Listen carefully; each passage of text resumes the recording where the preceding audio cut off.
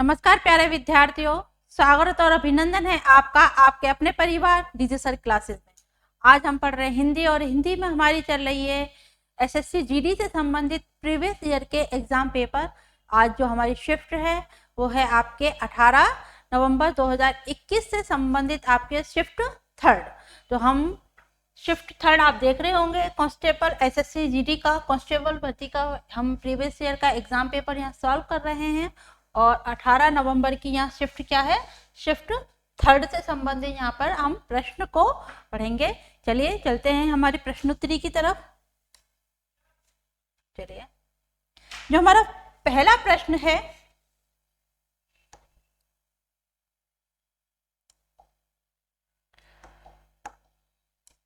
चलिए जो हमारा पहला प्रश्न है वो है दिए गए वाक्य में रेखांकित खंड को प्रतिस्थापित करने के लिए सबसे उपयुक्त विकल्प का चयन करें।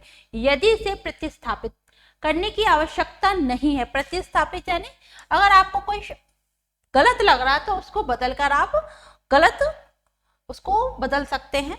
अगर नहीं है तो विकल्प किसी बदलाव की आवश्यकता नहीं है का चयन करें। चलिए, ये आपके पास वाक्य दिया गया है, सब लोग अपनी राय दें, सब लोग अपनी राय दें। यहाँ ऑप्शन में पढ़ रही हूँ आपके सामने, सब लोग। यहाँ आप जो रेखांकित है केवल उसको ही परिवर्तित करना अगर आपको उचित नहीं लगता। अगर उचित लग रहा है हाँ इसको बदलने की आवश्यकता तो हम उसकी जगह उसको दूसरे को प्रतिस्थापित यहाँ करेंगे। तो सब लोग उनकी राय दें, तो भाई ये तो नहीं है, उनकी राय नहीं, किसी बदलाव की आवश्यकता नहीं है। भाई बदलाव की आवश्यकता यहाँ पे हमें है। सब लोग अपनी अपनी राय दें, सब लोग अपनी अपनी राय दें।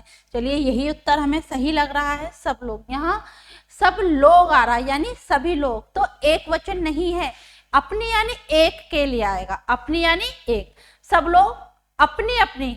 अब मैंने किसी से बोला कि भाई अपनी राय दो, आपका क्या विचार है, आपकी अपनी क्या राय है, ठीक है, तो ये क्या हो किसी एक के लिए, एक वचन। अगर मैं बोलूंगी चलो पूरी क्लास से मैं बोली चलो छात्रों सभी आप अपनी अपनी राय बताओ, आप लोगों के क्या क्या विचार हैं, तो ये क्या होगा, बहुवचन हो गया। तो सबने अपनी अपनी राय दी कि क्या आपका मत है, क्या मत नहीं है, तो ये क्या होगा, बहुवचन है। तो यहाँ आपका उत्तर क्या है होगा, उत्तर नंबर यहाँ हमारा सी सही माना जाएगा। तो सब लोग अपनी राय, इनकी राय, ये भी आपका उत्तर गलत होगा। तो हमारा उत्तर हमें मिल गया है आपके प्रश्न संख्या 1 में आपके सी उत्तर आएगा। आगे आ जाते हैं हम नेक्स्ट प्रश्न पर। चलिए, प्रश्न संख्या है आपके सामने 2। उस विकल्प का चयन करें जो निम्न मुहावरे का सही अर्थ व्यक्त करता है। ठीक है, तो ये आपके सामने मुहावरा है, भगीरथ श्रम करना, भगीरथ श्रम करना। भाई हमने अपनी दादी नानियों से सुना है, भगीरथ आपके गंगा को धरती पे लेके आए। भगीरथ क्या है, गंगा को धरती पे लेके आए, ये हमने सभी ने सुना हुआ है। यानी उन्होंने जो असंभव काम था उसको कर दिया, लेकिन कैसे करा, अथक प्रयत्न से। कैसे करा, अथक प्रयत्न करने से। ठीक है, तो जैसे कि इसके लिए एक वाक्य प्रयोग हो सकता है कि आपके इंजीनियरों और अभियंताओं ने भगीरथ प्रयत्न करके रिवर फ्रंट का निर्माण करवाया। यानी उन्होंने कोई अथक प्रयत्न करके, यानी जो कार्य नहीं हो सकता था बिना थके बिना रुके उन्होंने करके वो कार्य करा, यानी प्रयत्नशील होकर उन्होंने वो कार्य करा। तो यहाँ आपका उत्तर होगा अथक प्रयत्न करना। आगे आ जाते हैं हम नेक्स्ट प्रश्न पर। चलिए, हम प्रश्न संख्या 3 की तरफ हैं। दिए गए वाक्य में रेखांकित खंड को प्रतिस्थापित करने के लिए सबसे उपयुक्त विकल्प का चयन करें। यदि इसे प्रतिस्थापित करने की आवश्यकता नहीं है तो विकल्प किसी बदलाव की आवश्यकता नहीं है का चयन करें। हम भोजन, वाक्य है आपके सामने, हम भोजन खाते हैं, हम भोजन खाते हैं, लेकिन यहाँ आएगा हम क्या है, हम यहाँ है आपका सर्वनाम। हम क्या है? सर्वनाम है। लेकिन सर्वनाम में भी कौन सा? सर्वनाम में भी कौन सा? आपका उत्तम पुरुष। उत्तम पुरुष सर्वनाम, पुरुषवाचक सर्वनाम है। और पुरुषवाचक सर्वनाम में भी आपका है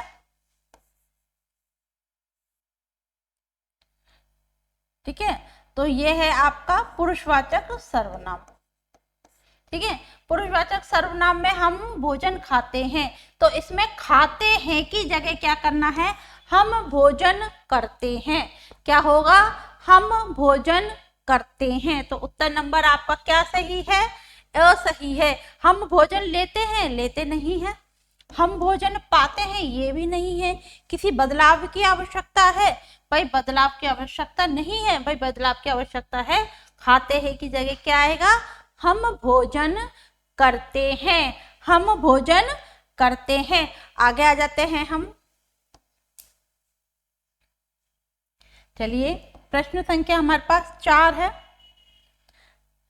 चलिए, रास्ता देखना मुहावरे का सही अर्थ होगा। रास्ता देखना, यहाँ हमें मुहावरे का अर्थ को देखना है। परेशान होना, रास्ता देख रहे तो परेशान हो रहे नहीं। निराश होना, निराश होना भी नहीं। मूल्यांकन करना, ये भी नहीं। प्रतीक्षा करना, भाई प्रतीक्षा करना ये बिल्कुल सही है। रास्ता देखना, मान लीजिए आपके घर कोई आने वाला है जिसका आप इंतजार कर रहे हो, ठीक है। कोई मेहमान आने वाला है या आपके कोई फ्रेंड आने वाली है, तो उसने आपको एक समय दिया है, ठीक है, लेकिन वो उस समय पर नहीं आ पा रही है या नहीं आ पा रहे हैं, उनकी गाड़ी लेट है या कोई, तो आप निरंतर घड़ी को देखोगे, रास्ते पर जाओगे, घड़ी को देखोगे, गेट की तरफ जाओगे, घड़ी को देखोगे, यार वो समय कट नहीं रहा आपका, तो आप क्या कर रहे हो? जब तक वो घर पे नहीं आ जाते तो आप उनकी निरंतर क्या कर रहे हो? प्रतीक्षा कर रहे हैं। तो हमारा रास्ता देखना यानी प्रतीक्षा करना। रास्ता देखना यानी प्रतीक्षा करना। आगे आ जाते हैं हम नेक्स्ट प्रश्न पर। चलिए, प्रश्न संख्या हम 5 की तरफ है। आगे बढ़ते हैं हम प्रश्न संख्या 5 की तरफ। हमारा प्रश्न है, दिए गए वाक्य का वह भाग ज्ञात करें जिसमें कोई त्रुटि है। यदि कोई त्रुटि नहीं है, यदि, हाँ जी, दिए गए वाक्य का वह भाग ज्ञात करें जिसमें कोई त्रुटि है। यदि कोई त्रुटि नहीं है तो कोई त्रुटि है नहीं को चुने। चलिए, ये आपके सामने वाक्य दिया गया है। अगर कोई त्रुटि है तो हमें त्रुटि को चुनना है, त्रुटि नहीं है तो नहीं को चुनना है। चलिए, स्कूल का सभी विद्यार्थी इस मैदान में प्रार्थना के लिए आते हैं। कोई त्रुटि है, ठीक है। तो जो आपका पहला ऑप्शन है, तो पहले ऑप्शन में आएगा स्कूल का सभी विद्यार्थी, सेकंड ऑप्शन में आपका इस मैदान में, और थर्ड ऑप्शन में आपके प्रार्थना के लिए आते हैं, चौथे ऑप्शन में है आपके पास कोई त्रुटि नहीं है। भाई स्कूल का सभी विद्यार्थी क्या नहीं आएगा? स्कूल के सभी विद्यार्थी का नहीं आएगा। स्कूल के सभी विद्यार्थी इस मैदान में प्रार्थना के लिए आते हैं। तो यह का के स्थान पे क्या होगा? के होगा। तो आपके क्या है? उत्तर नंबर बी में, यानी आपके पहले में आपके यहाँ पर गलती दी गई है। आगे आ जाते हैं हम नेक्स्ट प्रश्न पर।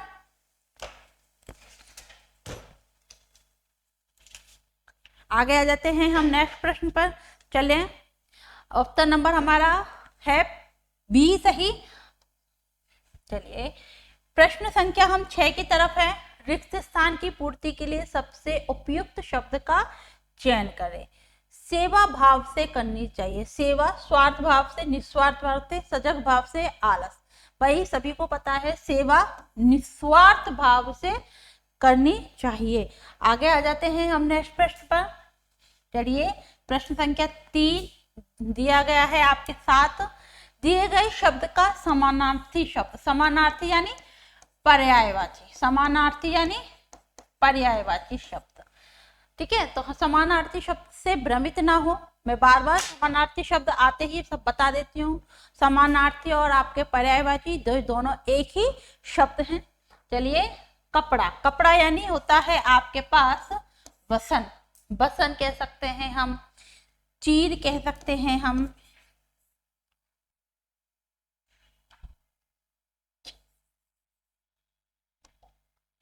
चीर कह सकते हैं हम, ठीक है, पट कह सकते हैं हम। तो ये सब क्या है, वस्त्र कह सकते हैं हम, अंबर कह सकते हैं हम। ये सब क्या है, आपके कपड़े के पर्यायवाची हैं, वस्त्र के पर्यायवाची हैं, ठीक है। तो उत्तर नंबर हमारा सी सही यहाँ पर माना जाएगा। आ जाते हैं हम नेक्स्ट प्रश्न पर। प्रश्न संख्या हम 8 की तरफ चलते हैं। चलिए, राह दिखाने वाला वाक्यांश के लिए एक शब्द, एक शब्द यानी एकल शब्द, एक शब्द यानी एकल शब्द, ठीक है।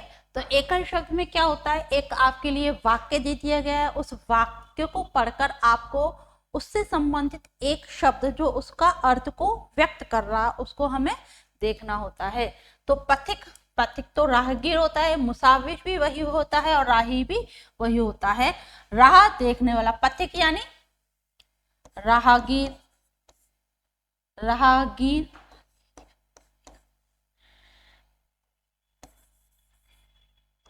ठीक है। पथिक यानी राहगीर, मुसाफिर, राही, ठीक है, यात्री, ये सब में आ जाएगा। लेकिन पथ प्रदर्शक आपका है पथ दर्शक। तो उत्तर आपका क्या होगा, उत्तर नंबर सी, यहाँ राह दिखाने वाला, यानी हम कह सकते हैं गाइड।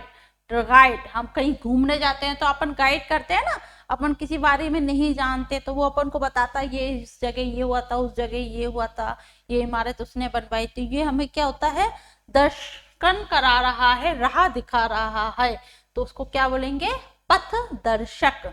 क्या बोलेंगे, पथ दर्शक। उसके लिए एक शब्द आता है पथ प्रदर्शक। ये दोनों ही शब्द आपके इस वाक्य के लिए उचित माने जाएंगे।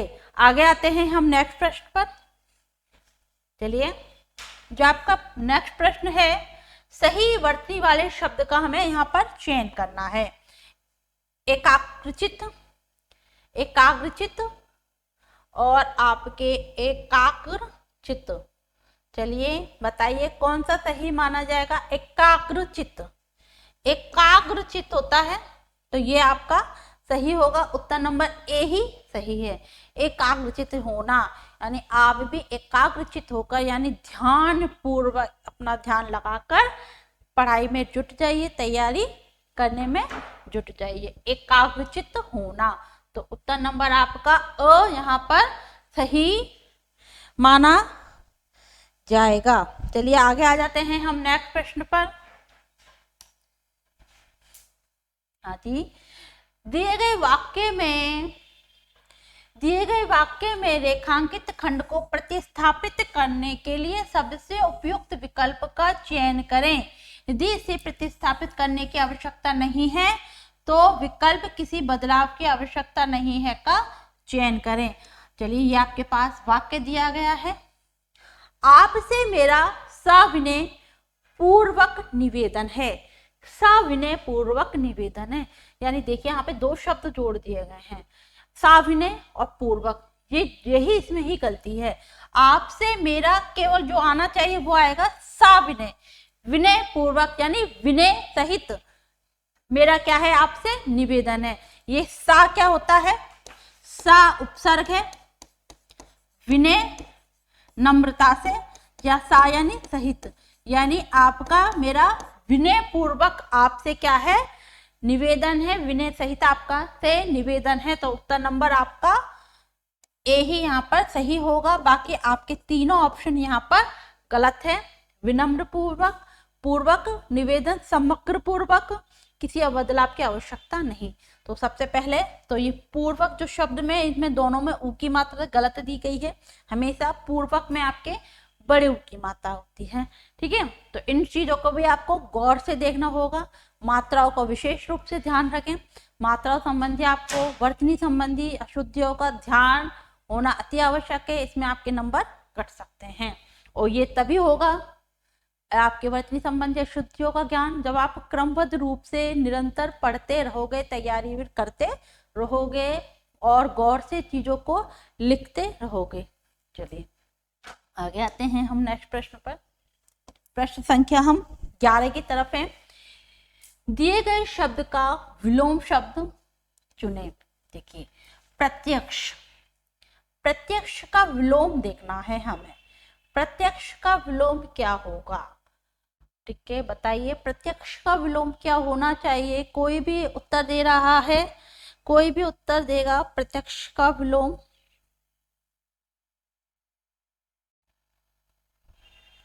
हाँ जी, प्रत्यक्ष यानी प्रत्यक्ष का विलोम होगा आपके पास अभिमुख, समीप, सम्मुख या परोक्ष। भाई परोक्ष क्या होगा?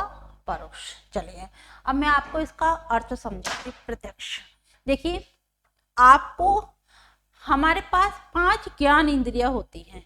ठीक है, क्या होती हैं? 5 ज्ञान इंद्रियां होती हैं। आपके आंख, नाक, जीभ, आपके कान, आपकी ये क्या है? आपके 5, और आपकी जीभ, ये क्या है? आपकी 5 ज्ञान इंद्रियां हैं। ज्ञान इंद्रियों से हम क्या करते हैं? चीजों को देखते हैं, महसूस करते हैं, स्पर्श करते हैं और उनको चाख कर देखते हैं। तो जिनसे हमको प्रत्यक्ष रूप से ज्ञान होता है, जिनसे हमें आंखों से हमने सामने वाले को प्रत्यक्ष रूप से देखा, कानों से हमने प्रत्यक्ष रूप से सुना, तो जिनसे हमें प्रत्यक्ष रूप से ज्ञान प्राप्त होता है वो होती हैं आपके प्रत्यक्ष।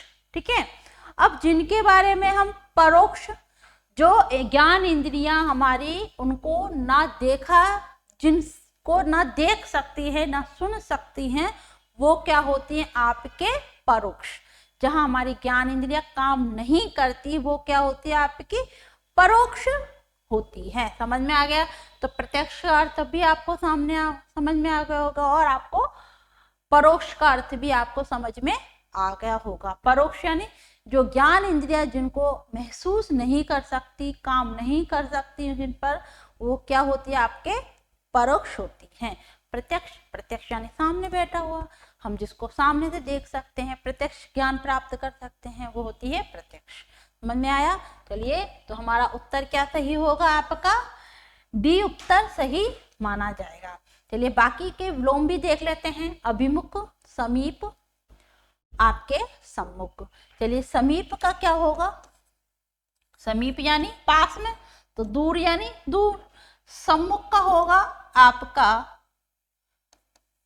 उन्मुख या फिर विमुख, उन्मुख या विमुख।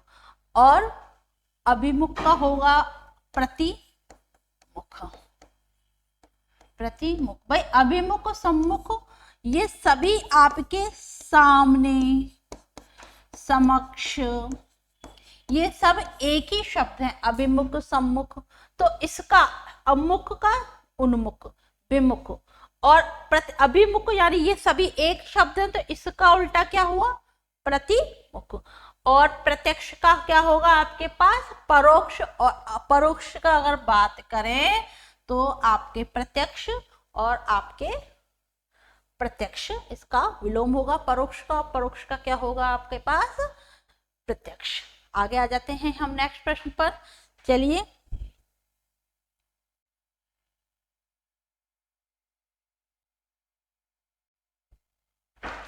चलिए मेरी बात आपके अच्छी तरह समझ में आ गई होगी। जिन्हें हमारी इंद्रियों द्वारा ना देखा जा सके वो होता है परोक्ष। समझ में आ गए? तो मान लीजिए कोई चीज किसी ने बोली, तो उसने बोली, हमने उसको देखा नहीं ना सुना, तो वो क्या होगा? परोक्ष। पर यानी दूसरे द्वारा, पर यानी दूसरे द्वारा कही हुई बात, कही द्वारा कथन, वो क्या होता है? परोक्ष। पर क्या है? एक उपसर्ग होता है, पर यानी दूसरा। ठीक है, लेकिन प्रत्यक्ष यानी हम सामने से जिस चीज को देख सकते हैं, महसूस कर सकते हैं, छू सकते हैं हमारी इंद्रियों द्वारा, हमारी ज्ञान इंद्रियों द्वारा, वो क्या होता है? प्रत्यक्ष।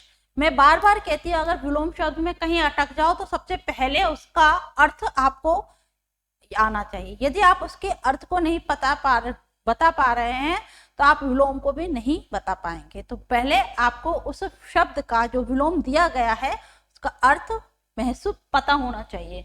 तो प्रत्यक्ष यानी क्या होगा? जो जो ज्ञान इंद्रियों द्वारा देखा, सुना, महसूस किया जाए वो क्या होता है? वो प्रत्यक्ष होता है। और जो इंद्रियों द्वारा ना देखा जाए वो क्या होता है? आपका परोक्ष होता है। चलिए, आपने मेरी बात आपको अच्छी तरह समझ में आ गई होगी, तो हम नेक्स्ट प्रश्न की तरफ चलते हैं। प्रश्न संख्या 12, दिए गए वाक्यांश के लिए एक शब्द जो बहुत बोलता है, अत्यधिक बोलता है, बहुभाषी। ठीक है, बहुभाषी तो नहीं होगा। आगे आते हैं हम, बहुभाषी नहीं होगा। मितभाषी का अर्थ होता है कम बोलने वाला,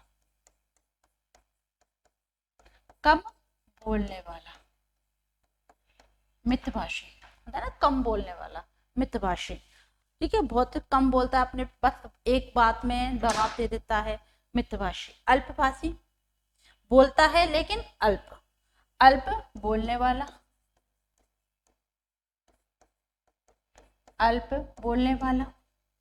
बहुभाषी बहुत बोलने वाला,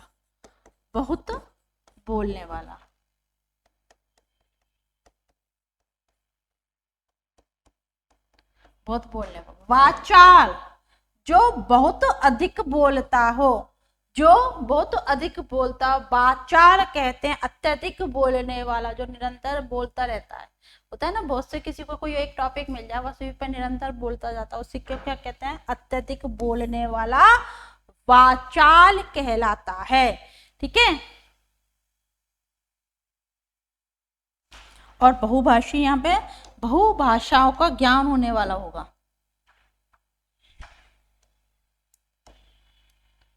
बहुत भाषाओं का ज्ञान होने वाला, तो आपके बहुभाषी कहलाता है। तो आपका जो बहुत अधिक बोलता है वाचाल कहलाता है, वाक्पटु कहलाता है, बातों में चतुर हो, वाक्पटु जो बहुत बातों में चतुर हो। आगे आते हैं नेक्स्ट क्वेश्चन पे। प्रश्न संख्या 13, उत्थान शब्द का विलोम होगा। उत्थान का होगा आपका पतन। उत्थान यानी ऊपर और पतन यानी नीचे गिरना। तो उत्तर नंबर आपका यहाँ पर सी सही माना जाएगा। आगे आ जाते हैं हम नेक्स्ट प्रश्न पर। चलिए, प्रश्न संख्या 14, रिक्त स्थान की पूर्ति के लिए सबसे उपयुक्त शब्द का चयन करें। उसका हृदय बड़ा ही कर्कश है, कठिन है या कसेला है? उसका हृदय बहुत ही क्या है? कठोर है। कठोर हृदय का होता है ना, बहुत से दया भाव नहीं होता जिसके मन में, भावनाएं नहीं होता, भावना रहित होता है, कठोर हृदय कहा जाता है। तो यहाँ हमारा क्या होगा? उत्तर नंबर ए सही माना जाएगा। आगे आते हैं हम नेक्स्ट प्रश्न पर। चलिए, मधुर बात करने वाला अल्पभाषी मधुर भाषी कहलाता है। मधुर बात करने के वाला, अच्छी बातें करने वाला, मीठी बात करने वाला, वो क्या कहलाता है? आपके मधुर भाषी कहलाता है। उत्तर नंबर यहाँ हमारा क्या सही होगा? उत्तर नंबर यहाँ हमारा बी सही माना जाएगा। आगे आ जाते हैं हम नेक्स्ट प्रश्न पर। चलिए, यहाँ भी हमारा रिक्त स्थान की पूर्ति के लिए उपयुक्त शब्द का चयन पूछा है। रिक्त स्थान संबंधी प्रश्न दिया गया है। चलिए, कौन इसका जवाब देना चाहेगा? मेरा और आपका घोर संबंध है, मेरा और आपका गहन संबंध है, मेरा और आपका घनिष्ठ संबंध है, या मेरा और आपका पक्का संबंध है। भाई मान लीजिए मैं आपको पढ़ा रही हूँ, तो मेरा और आपका मधुर संबंध हुआ, और ये मधुर संबंध कब होगा? जब घनिष्ठ होगा, एक दूसरे को हम जानेंगे। आप मुझे जान रहे हो यूट्यूब के द्वारा, और मैं आपको कब जानूंगी? आप जब कमेंट करोगे, ठीक है, आप जब लाइक करोगे, तो मेरी क्लासों को जब लाइक और कमेंट करोगे तो हमारे संबंध क्या होंगे, घनिष्ठ होंगे। आप अपनी बातों, मेरी बातों के जवाब दोगे, मेरे प्रश्नोत्तरों का जवाब दोगे, तो वो क्या होता है, घनिष्ठ संबंध, एक दूसरे से मधुर संबंध होना। तो आपका उत्तर क्या होगा, उत्तर नंबर यहाँ हमारा सी सही माना जाएगा। आगे आ जाते हैं नेक्स्ट प्रश्न पर। प्रश्न संख्या 17, दिए गए वाक्य के किस भाग में त्रुटि है। मैं उसकी बुद्धिमानता से प्रभावित हूं। बुद्धिमानता, भाई बुद्धिमानता ही आपकी त्रुटिपूर्ण शब्द है, बुद्धिमानता नहीं होता। मैं उसकी बुद्धि से अत्यधिक प्रभावित हूं, या मैं उसकी बुद्धि कौशल से प्रभावित हूं। तो आपका उत्तर नंबर सी, बुद्धिमानता नहीं होता, मैं उसकी बुद्धि से प्रभावित हूं। यहाँ उत्तर नंबर सी में आपके त्रुटि है, तो उत्तर नंबर सी आपके सही होगा। ए भी आपका सही है, ये भी इसमें नहीं आएगा और ये भी आपका नहीं आएगा। तो त्रुटि किसमें है, आपके सी ऑप्शन में यहाँ पर आपके त्रुटि दिख रही है। आगे आ जाते हैं नेक्स्ट प्रश्न पर। प्रश्न संख्या 18, सही वर्तनी वाले शब्द का चयन करें। चलिए, सही वर्तनी वाले शब्दों का चयन तो तभी होगा जब आपका क्या होगा, जब आप निरंतर पढ़ोगे। आत्मोत्सर्ग, आत्मोत्सर्ग और आत्म उत्सर्ग। उत्तर नंबर डी आपका यहाँ सही दिया गया है, आत्म उत्सर्ग। चलिए, इस क्वेश्चन में आपने देखा होगा, यहाँ आपके, चलिए ये आपके जो क्वेश्चन दिया गया है ये दे दिया गया है गलती से यहाँ, ये नेक्स्ट क्वेश्चन है। तो उत्तर नंबर आपका क्या है, डी यहाँ पर सही होगा। चलिए नेक्स्ट क्वेश्चन आगे दे दिया था, जलाशय का पर्यायवाची है। जलाशय, जल को आश्रय देने वाला कौन, तालाब, सरोवर, सर, तड़ाग, ठीक है, और क्या, गड़धी, ये क्या होंगे, तो जलाशय। जलाशय, महीधर किसको कहते हैं, महीधर कहते हैं मही को धारण किए हुए है, ठीक है, मही यानी पृथ्वी को, मही को धारण करना, जलधर, रत्नाकर। तो आपके यहाँ जलाशय का पर्यायवाची होगा पद्माकर। और जलाशय के क्या होते हैं भाई, तालाब, सरोवर, तड़ाग, सर, और क्या होगा, सर, और क्या होगा, गड़धी, और क्या होगा, पद्माकर, ठीक है। ये क्या है, आपके जलाशय के पर्यायवाची हैं। जलाशय, जल को आश्रय देने वाला कौन, तालाब, पोखर भी आएगा, पोखर शब्द भी यहाँ पर आएगा। और क्या होगा, पुष्कर, जोहड़, पुष्कर तालाब है ना, जोहड़, ये सब क्या है, आपके जलाशय के पर्यायवाची हैं। भाई आपका जलधर नहीं होगा, महीधर भी नहीं होगा और रत्नाकर भी नहीं होगा। ये सब क्या है, आपको समुद्र के पर्यायवाची हैं। किसके हैं, समुद्र के। तो बाकी सब क्या हैं, आपके जलाशय के हैं। आपका उत्तर क्या होगा, उत्तर नंबर डी यहाँ पर सही माना जाएगा। आगे आ जाते हैं हम नेक्स्ट प्रश्न पर। चलें, प्रश्न संख्या 20, रिक्त स्थान की पूर्ति के लिए सबसे उपयुक्त विकल्प का चयन करें। शेखर, ये वाक्य है। चलिए, शेखर आज्ञे के उपन्यास का एक अभिनेता है, नेता है या सूत्रधार है। भाई शेखर नाम का एक पात्र है, किसके, आज्ञे क्या है, उसका राइटर है, लेखक है, और उपन्यास लिख रहे हैं, उसका क्या है, अभिनेता यानी किसी का में आपके नाटक करने वाला, अभिनय करने वाला। तो अभिनय तो साक्षात होता है, अभिनय करने वाला क्या कहलाता है, अभिनेता। नेता जो आपके स्टेज पे बोल सके, देश का होता है सूत्रधार। तो ये सब नहीं होंगे। आपका उत्तर बी, शेखर आगे के उपन्यास का क्या है, नायक है। क्या है, नायक है, अभिनेता नहीं। अभिनेता तो अभिनय करना है, जो साक्षात दिखता है। यहाँ केवल हम क्या पढ़ रहे हैं, देख नहीं रहे, उसको पढ़ रहे हैं, नायक है। ठीक है, आगे आ जाते हैं हम नेक्स्ट प्रश्न पर। चलिए, आपका प्रश्न संख्या हम 21 से 25 तक आपके इस तरह करेंगे। यहाँ एक तरफ आपको गद्यांश दिया गया है, पैराग्राफ दिया गया है, और उसके हमें उत्तरों को देखना है। चलिए पैराग्राफ पढ़ते हैं।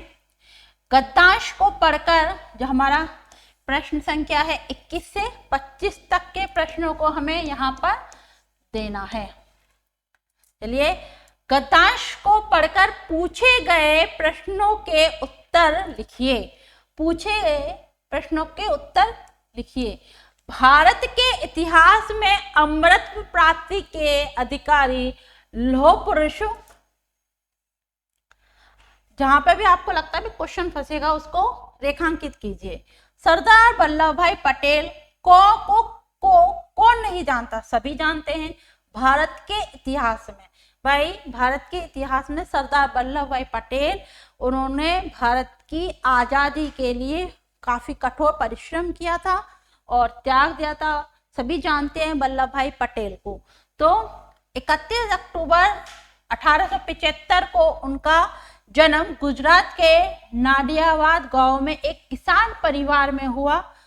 पाठशाला का अभ्यास करने में काफी समय लगा।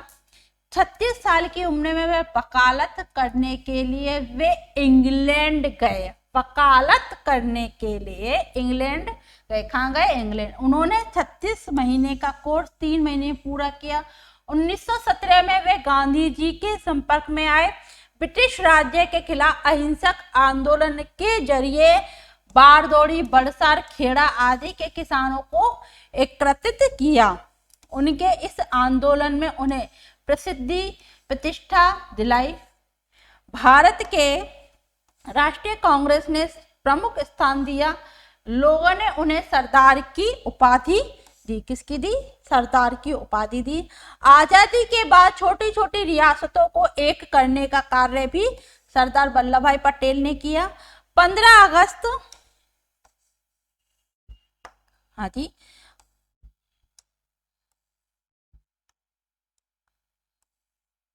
15 अगस्त 1947 तक हैदराबाद, कश्मीर और जूनागढ़ को छोड़कर सभी रियासतें भारत संघ में सम्मिलित हो गई। गृह मंत्री यानी सरदार वल्लभ भाई पटेल आजाद भारत के क्या थे, प्रथम गृह मंत्री थे। बनने के बाद लगभग यानी यहाँ से आपका प्रश्न अवश्य फंसेगा। बनने के बाद लगभग 600 रियासतों को भारत संघ सेना में सम्मिलित कर दिया गया। निजाम को आत्मसमर्पण करने के लिए मजबूर किया। 15 दिसंबर 1950 को जगमगाता वह सितारा हमें अंधकार में छोड़कर, 15 सितंबर 1950 को छोड़कर चला गया, यानी उनका निर्धन हो गया। सन 1991 में उन्हें भारत रत्न से सम्मानित किया गया। 1991 में उनको भारत रत्न प्रदान किया गया। स्वतंत्रता सेनानी सरदार वल्लभ भाई पटेल की जीवनी सदैव प्रेरणादायी है। अब हमने यहाँ पर आपने गद्यांश को पढ़ लिया होगा ध्यानपूर्वक। अब हमें इस गद्यांश में से प्रश्नोत्तरी को हल करना है। चलिए, हमारा जो पहला प्रश्न है, देखिए यहाँ रिक्त स्थान को लौह पुरुष कहा गया है। अभी हमने पढ़ा है भाई, लौह पुरुष को सभी जानते हैं। लौह पुरुष यानी सरदार वल्लभ भाई पटेल को लौह पुरुष के नाम से जाना जाता है। उत्तर नंबर 1 डी यहाँ पर सही होगा। अटल बिहारी वाजपेयी को नहीं जाना जाता, मोरारजी देसाई को नहीं जाना जाता, लाला लाजपत राय को भी नहीं जाना जाता। किसको जाना जाता है, सरदार वल्लभ भाई पटेल को। चलिए दूसरा प्रश्न देखते हैं। आजादी के बाद उन्होंने कौन सा पद संभाला? अभी मैंने देखा बताया ना कि ये प्रश्न जरूर फंसेगा, मैंने हाईलाइट भी किया है। भाई आजादी के बाद आजाद भारत के वो प्रथम गृह मंत्री का पद उन्होंने संभाला था। तो उत्तर नंबर अ यहाँ पर सही होगा। उनकी मृत्यु हुई, हमने अभी पढ़ा है 15 दिसंबर 1950 को। 15, देखिए अगर आप ऐसा नहीं कि उनकी मृत्यु की हमें 15 दिसंबर याद कर लो, 1950 को हुई। बी ऑप्शन यहाँ पर सही माना जाएगा। वकालत शब्द को व्याकरणिक दृष्टि से पहचानिए। भाई वकालत जातिवाचक संज्ञा है, वकालत जातिवाचक संज्ञा है, व्यक्तिवाचक संज्ञा है, भाववाचक है या विशेष। भाई इस क्वेश्चन में आप फंसोगे। देखिए वकील, वकील किसी जाति का बोध करा रहा है। किसका करा रहा है? जाति। भाई वकील है, कौन है? वकील। अगर मैं इसको वकील का नाम दे दी दूं, मैं बोलूं मोहन, कौन है? मोहन वकील है, तो मोहन कौन हो गया? पहले तो वकील क्या था? जाति थी। अब मोहन कौन हो गया? मोहन नाम का वकील है, वो क्या है? व्यक्तिवाचक संज्ञा। मोहन का, इसको किसी को जब हम किसी नाम से बोधित करते हैं, कोई टाइटल दे देते हैं, तो वो क्या होता है आपको? व्यक्तिवाचक संज्ञा। भाई मैंने संज्ञा को बहुत विस्तार से पढ़ाया होगा, अच्छी तरह समझाया होगा।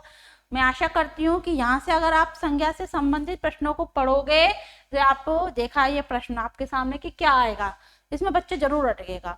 जातिवाचक संज्ञा, भाववाचक संज्ञा, व्यक्तिवाचक संज्ञा, तो ये क्या है मैंने पढ़ाया हुआ है।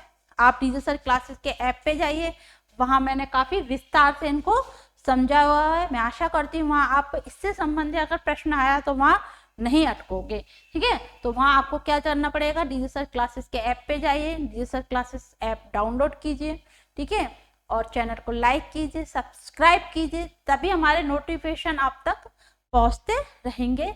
और आपके मोबाइल में या आपके लैपटॉप में आपको वो सिंबल दिखाई देता है ना बेल का, घंटी का, उसको दबाएं, जब भी आपको हमारे नोटिफिकेशन पहुंचेंगे आप तक, ठीक है। ऐसा नहीं कि आप बैठे बैठे इंतजार करोगे कि कैसे आएगा, यूट्यूब पे आप सर्च कर रहे हो, तो वो आपको कब मिलेंगे? आप बेल आइकन को दबाओगे, चैनल को सब्सक्राइब करोगे। आगे आ जाते हैं हम मैं बता रही हूँ आपको, वकील क्या है? किसी जाति का बोध करा। अब वकील को मैंने टाइटल दे दिया, भाई राम है, मोहन है, सोहन है, तो वो क्या बन गया आपका? व्यक्तिवाचक। अब व्यक्तिवाचक ये दोनों तो मिल गए हमें, लेकिन वो काम क्या कर रहा है? वो काम क्या कर रहा है? वकालत कर रहा है। अब वकालत को उसका एक पेशा है, ठीक है, तो जिसको हम ना तो उसको नाम से बोधित करा, ना उसको हमने उसका कोई जाति बोध हुई, केवल उसका वो क्या है? पेशा है।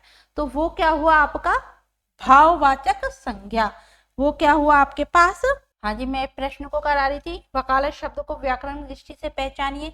तो वकील, वकील क्या है? मान लीजिए कोई डॉक्टर है, तो डॉक्टर क्या है? उसकी जाति है। डॉक्टर क्या है? जाति है। वकील, मैं क्या हूँ? अध्यापक हूँ, तो अध्यापिका हूँ, तो अध्यापिका क्या है? ये क्या है आपकी? मेरी जाति है। मैं क्या हूँ? एक शिक्षिका हूँ, तो ये मेरी जाति। अगर मेरे नाम से बोधित किया गया है तो वो क्या हुआ? मेरा व्यक्तिवाचक संज्ञा। तो मैं क्या कराती हूँ? पढ़ाती हूँ, तो पढ़ाना क्या हुआ? मेरा पेशा हो गया। तो इसी तरह वकालत क्या हुआ? पेशा हो गया, उसका काम हो गया, जिसको हम ना तो पकड़ सके ना महसूस कर सकते, केवल हम उसे ना तो छू सके ना पकड़ सके, और केवल महसूस करें, उसको काम को व्यक्त कर सकें, वो सब किस में जाएगा? आपके भाववाचक संज्ञा के अंतर्गत जाएगा। किस में जाएगा? भाववाचक संज्ञा। तो मैंने इससे संबंधित आपके संज्ञा को बड़े ही विस्तार से टीचर सर क्लासेस के ऐप पे पढ़ाया हुआ है, और आप वहां पे जाइए, वहां पे आके आपको विस्तार से इसके बारे में समझ में आ जाएगा। चलिए नेक्स्ट प्रश्न में चलते हैं। उनका जन्म हुआ था, हमने देख लिया था, किसान परिवार में, ब्राह्मण परिवार में, पारसी परिवार में या मुस्लिम परिवार में। हमने अभी पढ़ा था उनका जन्म कहाँ हुआ था? किसान परिवार में। तो उत्तर नंबर और यहाँ पर सही होगा। चलिए पांचों प्रश्नों के हमें उत्तर मिल गए हैं। पहला प्रश्न का है आपके सरदार वल्लभ भाई पटेल। पहला प्रश्न में आपके सरदार वल्लभ भाई पटेल आएगा, सरदार वल्लभ भाई पटेल। दूसरे में गृह मंत्री थे। तीसरे में उनका मृत्यु कब हुई थी? 15 दिसंबर 1950 को हुई थी। चौथे प्रश्न में वकालत शब्द को व्याकरण दृष्टि से वो क्या है? भाववाचक संज्ञा है। और उनका जन्म कहाँ हुआ था? उनका जन्म एक किसान परिवार में हुआ था। किसान परिवार में जन्म लेते हुए भी वह क्या बने? भारत के, आजाद भारत के प्रथम गृह मंत्री के पद तक पहुंचे। तो ये थे हमारे सरदार वल्लभ भाई पटेल, जिनको हम लौह पुरुष के नाम से जानते हैं। चलिए आगे चलते हैं। चलिए ये हमारे एसएससी जीडी से संबंधित जो हम प्रीवियस ईयर के एग्जाम पेपर को यहाँ सॉल्व कर रहे हैं, वहाँ की प्रश्नोत्तरी आज समाप्त हो गई है। मुझे आशा करती हूँ मैं कि ये आपको पसंद आ रही होगी। मेरे चैनल को लाइक कीजिए और आपके कमेंट द्वारा अपनी भावनाओं को व्यक्त कीजिए। आज के लिए इतना ही। धन्यवाद।